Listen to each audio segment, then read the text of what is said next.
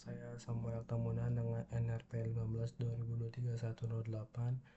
Di sini saya akan menjelaskan tugas minggu ke-8 praktikum machine learning pada modul 8 normalisasi data. Oke, di sini pada program soal yang pertama adalah normalisasi data gajian karyawan.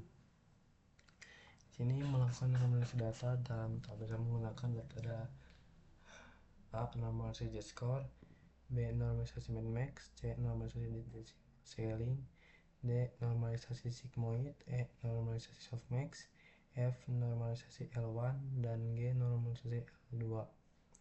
Oke, di sini yang pertama-tama saya akan menjelaskan data gaji karyawan terlebih dahulu. Ada import NumPy dan Pandas.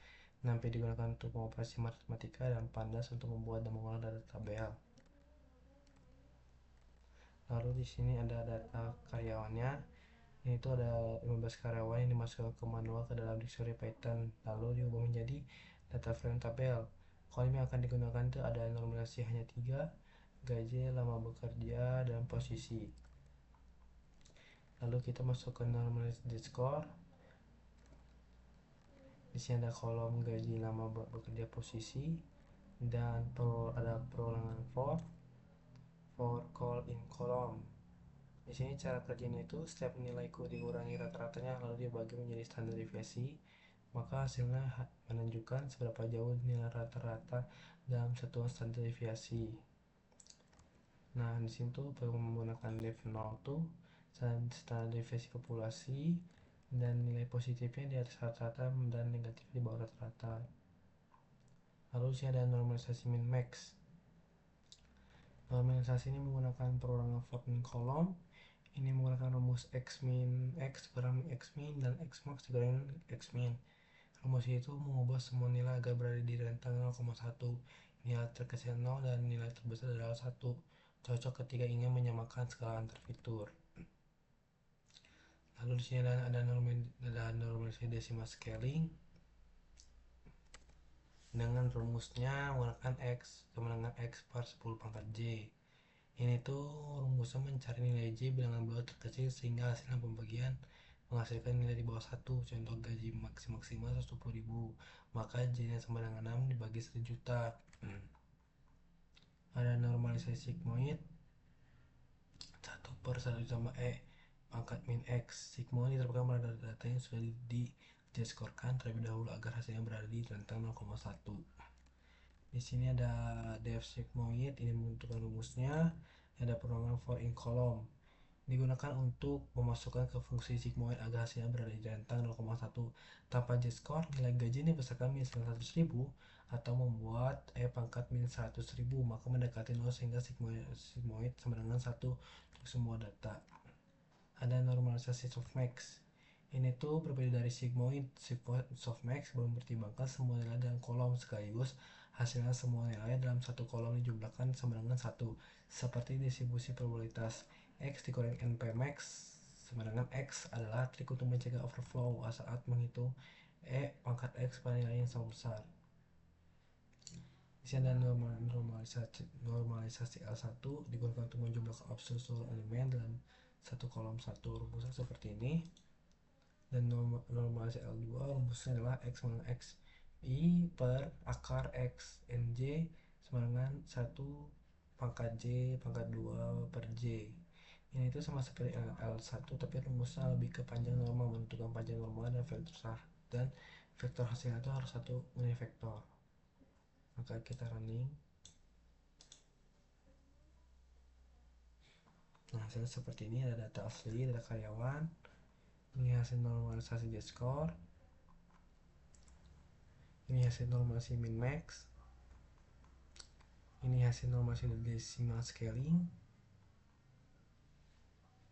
ini hasil normalisasi sigmoid, ini hasil normalisasi softmax, ini hasil normalisasi L1, ini hasil normalisasi L2.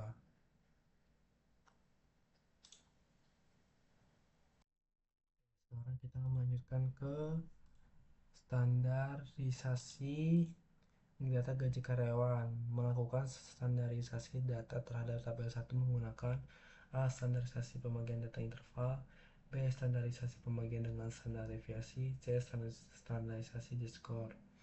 Ini sama seperti yang tadi. Nah, sini kita mencari standarisasi pembagian data interval.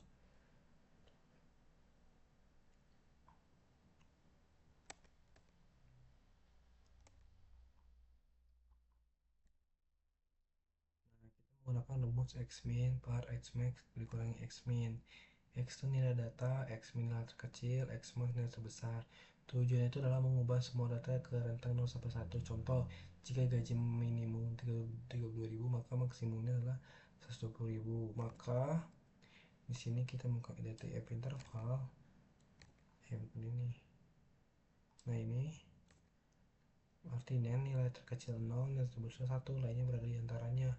Kelebihannya itu mudah dipahami, cocok untuk neural network, ukurannya sensitif terhadap outlier. Lalu di sini standarisasi pembagian dengan standar deviasi.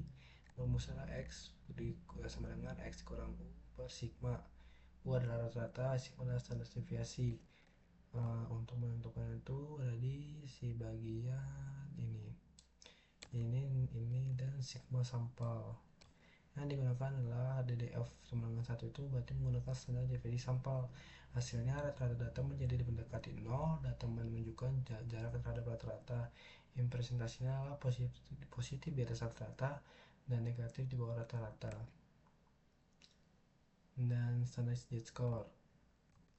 Ini rumusnya itu adalah menggunakan Z sama dengan X dikurang U per sigma. Z-score standarisasi menggunakan standar deviasi populasi sigma dengan DDF 0 sehingga hasil menunjukkan posisi data relatif data distribusinya. Jika Z lebih dari 0, dia berada di atas rata. Jika Z kurang dari 0, nilai yang berada di bawah rata. Jika Z sama dengan 0, ya sama dengan nilai sama dengan rata-rata.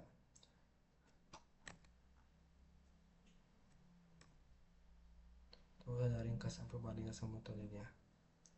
Kalau kita mulai, hasilnya seperti ini, data aslinya seperti tadi. Ini hasil dari standarisasi X-max dan X-min. Dan ini adalah standarisasi pembagian dengan standar deviasi. Ini standarisasi Z-score. Ini ringkasan perbandingan sama metode standarisasi, perbandingan metode standarisasi ke kolom gaji, dan perbandingan utama dari interval, STFD, dan Z-score. Kalau interval itu rentang 0,1 menggunakan X-max dan dikurang X-min sebagai pembagi.